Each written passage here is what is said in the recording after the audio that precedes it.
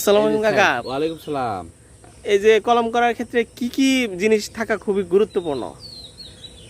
এই যে কলম থেকে এই যে চাকু, হ্যাঁ এই চাকু লাগবে, এই যে চিকিৎসা লাগবে, হ্যাঁ।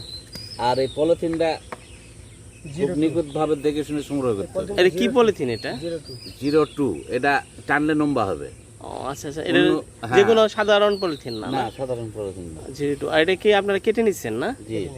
ও, আর বার্ডিং নাইফ যেটা বলা হয় এটা কি আপনার কেমন এটা দাম? বা এটাও আমরা মেহেরপুর থেকে সংগ্রহ করি। ও আচ্ছা আচ্ছা আচ্ছা। এটা অনেক আগেকার, এটা 18-20 বছর আগেকার। ওরে বাবা। এটা আজ পর্যন্ত চলতেছে। ও আচ্ছা আচ্ছা, এটার দাম কেমন কাকা? এটার দাম তখন ছিল 500, এখন 700 টাকা দাম। ও সেই তো। সেই আর আর কি কি এই যে এরকম করতে হবে না, এই যে সাউন্ড থাকতে হবে? হ্যাঁ, সাইনটা এরকম ভালো থাকতে মানে হবে। খুব টাইটও হবে না, আবার খুব নরমও হবে না, মিডিয়াম সাইজ, যাতে এই চোখগুলো আছে, বুঝছেন? হ্যাঁ। এই চোখটাই হলো মেন। চোখ না থাকলে তো, চোখ ফুটে গেলে ওটা বান্ধে লাভ হবে না। ও আচ্ছা, এই বিষয়গুলো লক্ষ্য রাখতে হবে। হ্যাঁ, আর কাটার ব্যাপারেও তো খুব সতর্কতার হ্যাঁ, সাথে। সতর্কতার সাথে।